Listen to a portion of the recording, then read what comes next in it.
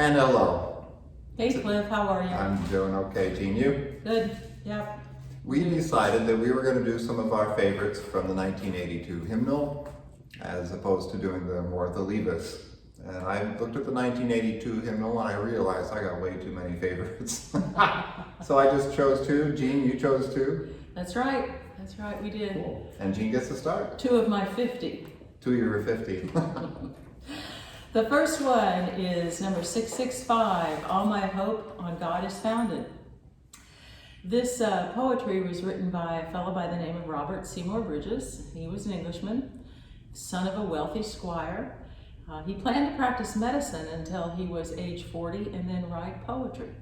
So he served in several London hospitals and then had to retire early because he became ill.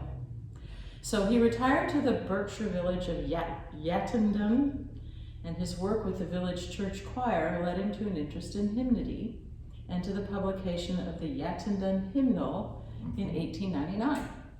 In 1913, he was named Poet Laureate, and his magnus opus is Testament of Beauty. So we have another guy here too. This poetry was altered after a poem by Joachim Neander. Joachim Neander, 1650 to 1680. He didn't live very long. 30 years. Yeah. Right after the 30 Years' War, too. So. Yeah. He was born in Bremen, Germany, and his family name was Niemann or Neumann.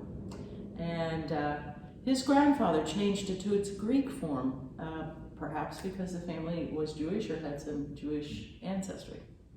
So Joachim went to St. Martin's Church with a couple of friends, and he was going to make fun of things. But then he heard Theodor Undereich preach, and so he became a pietist. And he called the Paul Gerhardt he was called the Paul Gerhardt of the German Reformed Church. And Paul Gerhardt, who wrote so many chorales and was known as the sunny hymn writer, even though he was smack dab in the middle of plagues and wars and things. Yeah, interesting. So a very interesting thing about Mr. Neander, he used to take long walks in the Durzel Valley, and it is said that he wrote many of his hymns there.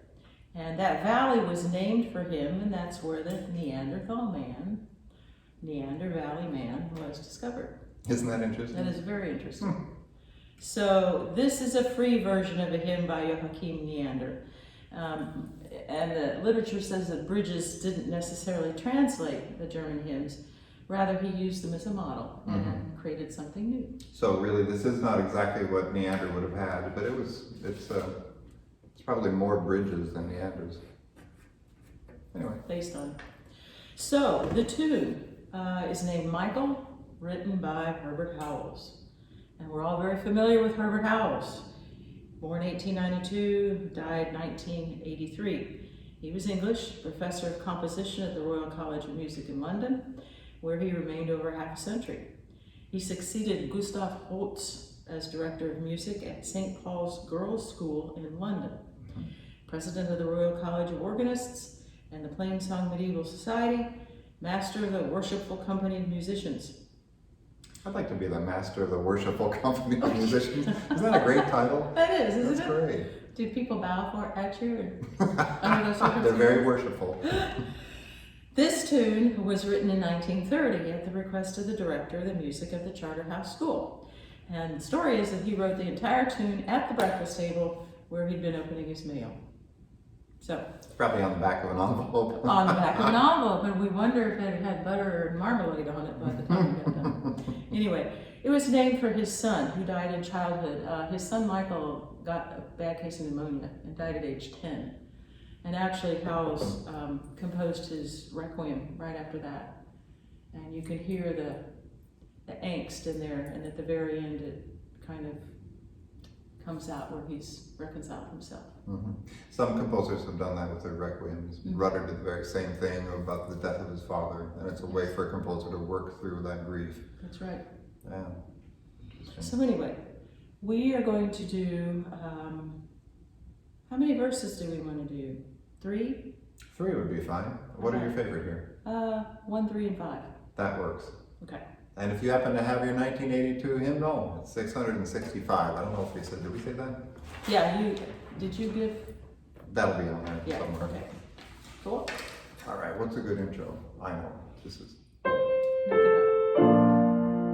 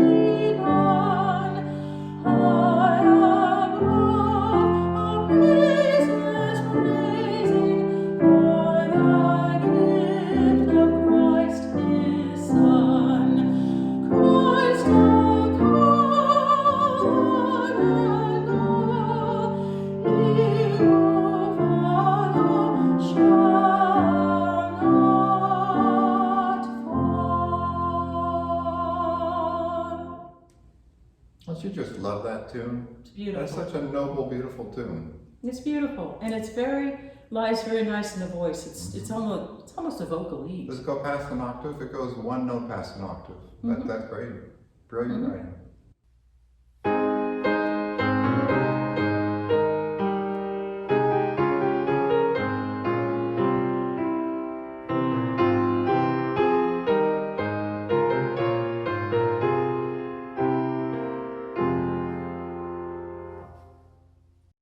All right, what's next?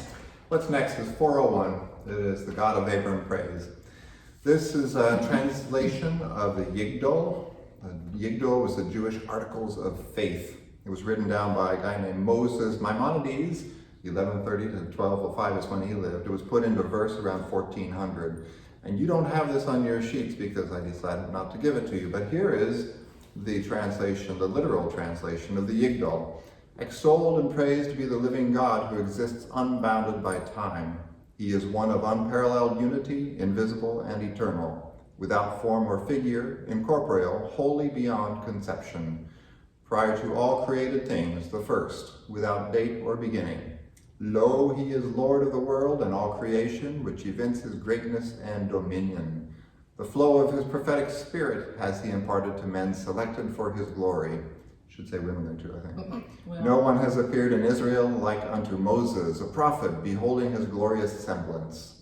God has given the true law to his people by the hands of his trusty prophet. This law God will never alter, nor change for any other. He perceives and is acquainted with our secrets, sees the end of all things at their very beginning. He rewards man with kindness according to his work, dispenses punishment to the wicked according to his misdeeds. At the end of days, by him appointed, will he send our Messiah to redeem those who hope for final salvation. God, in his great mercy, will recall the dead to life. Praised be his glorious name forevermore. It's like a creed. interesting. Isn't Yeah. that? Yeah. Some interesting, yeah. Very interesting. Right. So this is, the tune is called Leoni. It's based on the Hebrew melody, which was traditionally used for the Yigdal. It's very, very similar to this tune, Interesting. which was probably from the 17th century. And it was written out by Meyer Leon, for whom it is named. He was a cantor of the great synagogue in London. And there's a funny little story about this, that he was such a well-known cantor and such a beautiful singer that people who were not Jewish would show up to synagogue just to hear the guy sing. Wow, wow, That's neat, that's neat. Tune is also known in some hymnals as gigdal, which doesn't mean anything to anybody except for us musicians when we're looking for stuff based on a tune. Is that Leonie or gigdal? Yeah. So we're going to do 1, 2, and 5, is that right? Yes. All right.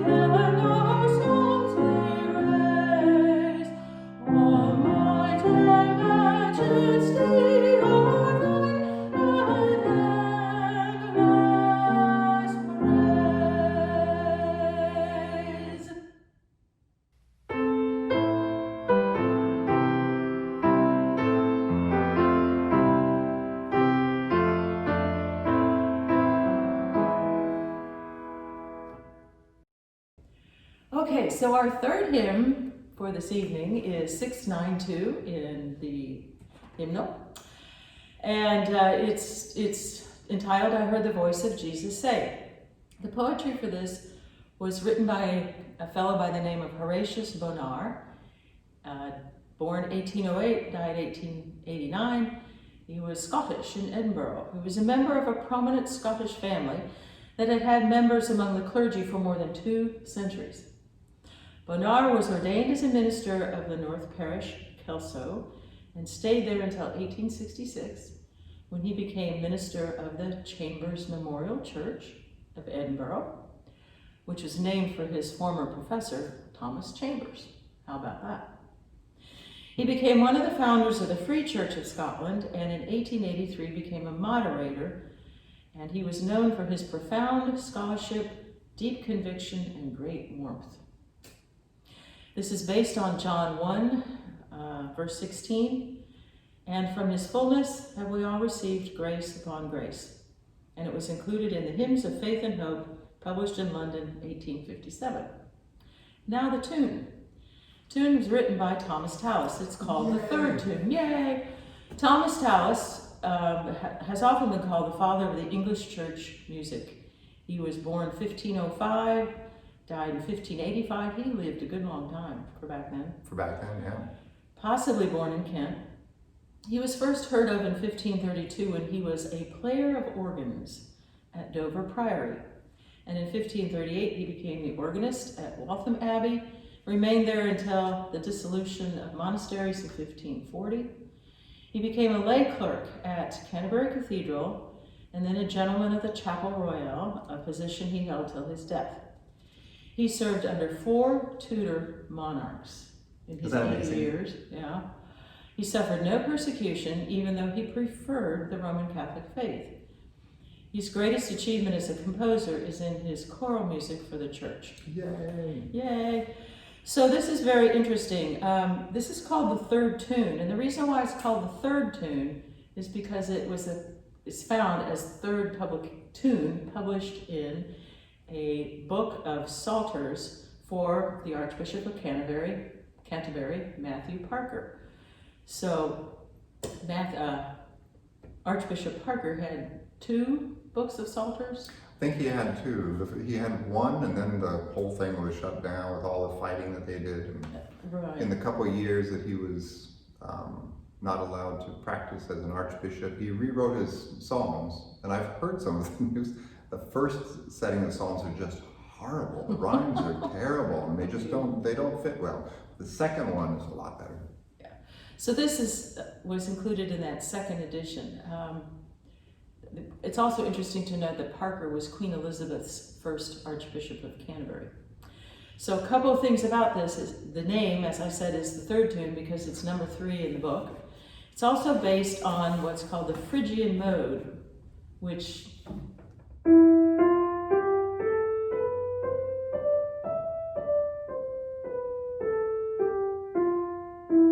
So that's if you take a major scale, you start on the third tone of the scale, and you do the whole steps and half steps back down. Right. Jean, do you know the acronym for learning the modes? I used to. So there's 7 modes. Yeah. There's Ionian, Right. Dorian, Yes. which is also a hurricane. Yes. Phrygian. Yes. There's Lydian. Lydian. Mixolydian. I can't remember. Aeolian. That's right, Aeolian. And Locrian. And nobody ever uses Locrian because it's No. weird. But when I was a wee piano student, we had to learn this in Denver. People like music after lunch. Oh, how nice. That's good. How That's quaint an is easy that? one. That's good. Couple other things about this. As I said, this is the third one in that book of Psalms. There are 2 others in that book of Psalms that are well known. The 8th tune is the Tallis Canon, which we all know.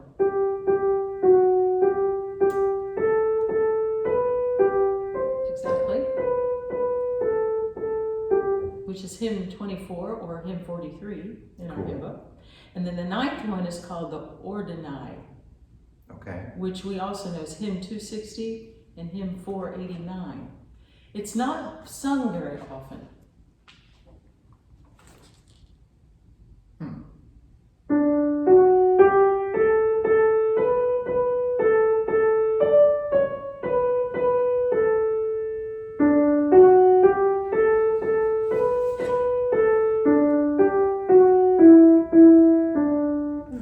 So there you have it, 3 tunes. In that same collection.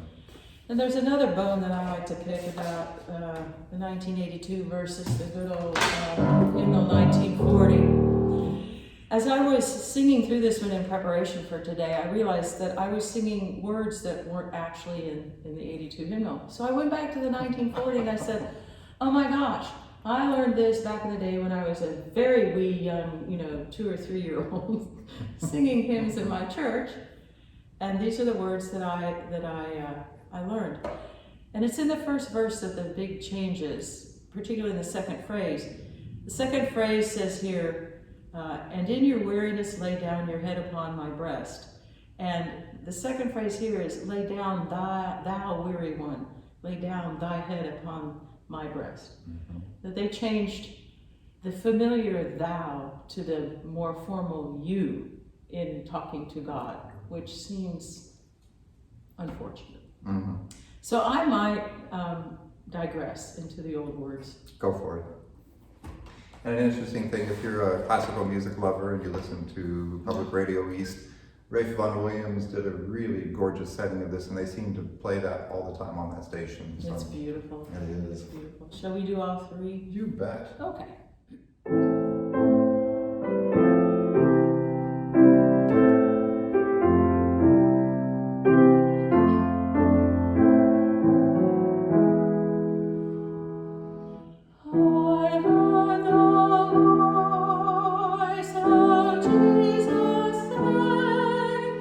Come on to Lay down thy weary one, lay down thy head upon my breast. I came to Jesus as I was, weary and worn and sad. I found in Him a resting place, and He has made me glad. I heard the voice of Jesus say, "Behold, I freely give the living water, thirsty one. Stoop down and drink and live." I came to Jesus and I drank of that life-giving stream. My thirst was quenched, my soul revived, and now I live in Him. I heard the voice of Jesus say, "I am this dark rose light. Look unto me, your moon shall rise, and all your day be bright." I look to Jesus and I found in Him my star, my sun, and in that light of life I'll walk till pilgrim days are done.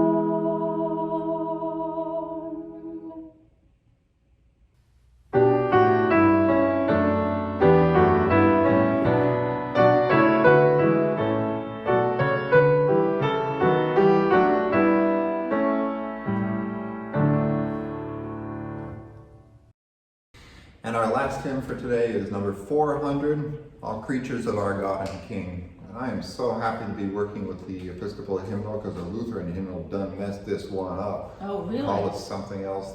Anyway, Oh dear. that'll be for another discourse on another song lover sometime.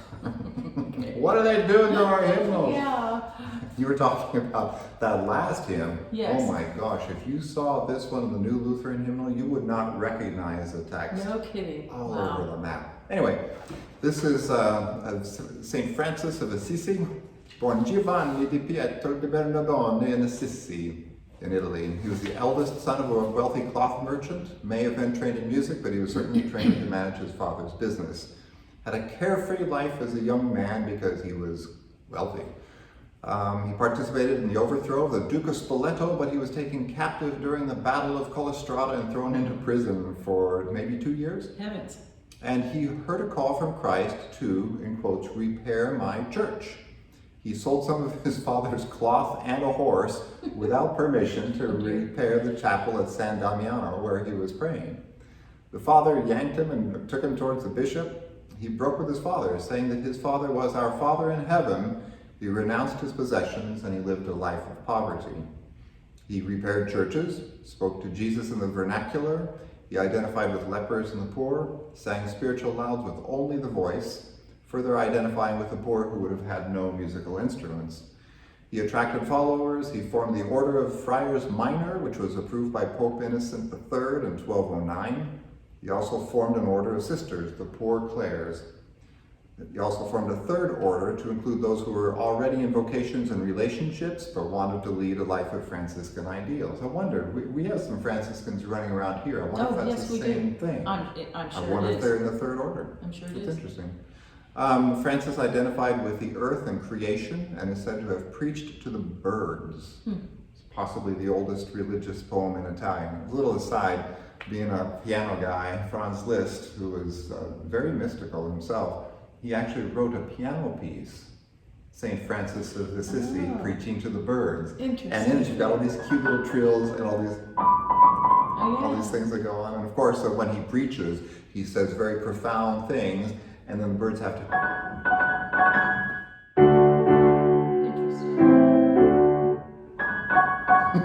So the birds are responding to it. I didn't play anything that's in there, but I made that up. Anyway, this poem is also known as the Canticle of the Sun, or the Canticle of Brother's Sun. It was written in San Damiano in the summer of 1225. Francis was sick, he was in pain, temporarily blind, near death, and he was sheltering in a hut overrun by field mice. Sounds lovely. And I've got the English translation. I'm not going to read this whole thing. Should read it in Italian, that'd be fun. Oh, golly, yeah. But it's all here. And for Francis, the whole idea of all of creation, it reminds me of like Native American way of looking at things, that all of creation has a voice. And even in the Psalms, when it talks about the rivers are going to clap their hands and the mountains are going to shout for joy and all that, that was all him. So he talks about, Most High, all-powerful, good Lord, yours are the praises, the glory, the honor, and all blessing. He talks about, be praised, especially through my Lord brother's son, who brings the day, and you give light through him, and he is beautiful and radiant in all his splendor. He talks about sister moon and the stars, talks about brother wind, but it's all praise to God through it. So praise be you, my Lord, through brother wind, and through the air, cloudy and serene, and every kind of weather, through which you give sustenance to your creatures. Talks about fire, brother fire, through whom you light the night, and he is beautiful and playful and robust and strong. Sister mother earth, who's nothing to do with the brewery, who sustains us and governs us, and who produces varied fruits with colored flowers and herbs. And here's the interesting thing. So according to what I could find, he actually wrote this thing in 1225. But he died in 1226. And there's part of this that they think he actually added as he was dying. He knew he was dying. He had two assistants. He was blind, so he couldn't write it himself. And that is, praise be you, my Lord, through our sister bodily death, from whom no living man can escape. So, a woe to those who die in mortal sin. Blessed are those whom death will find in your most holy will, for the second death shall do them no harm. So how interesting that in our translation, this all shows up here. Yeah, it does. The tune is Lost in Sarfroyen. It's a famous tune, and it's interesting. This is an ecumenical tune, probably from the 16th century, Strasbourg. First appeared with a Catholic hymn, Lost in Sarfroyen, Herrlich sehr. The Catholics kept hold of it until Ralph Vaughan Williams used it for Ye Watchers and Ye Holy Ones in 1906. I'm not sure when it was added to this hymn, but... I don't know. Well, how many verses are we going to do? Are we doing 4, 3. So what do we say? 1, 4, 6, and 7. 1, 4, 6, and 7. Okay. And I'm not singing about the brewery in 4. No. Some will think that. All right. Where's my intro?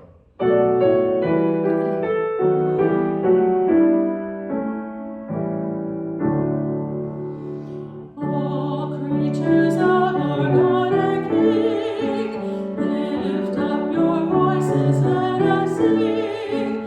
Hallelujah, hallelujah. Bright burning sun with golden beams, hail silver moon that gently gleams.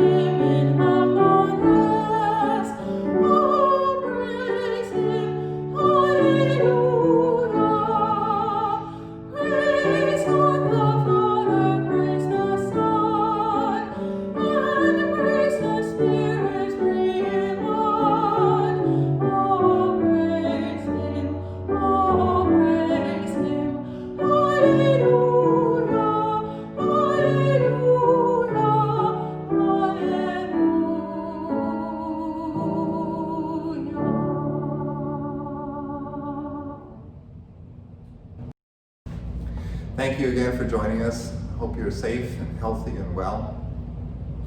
Absolutely.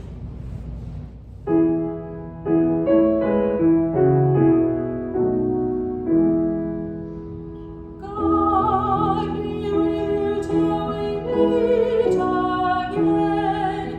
By good counsels guide upon you, with a shepherd's care and follow. God be with you till we meet again.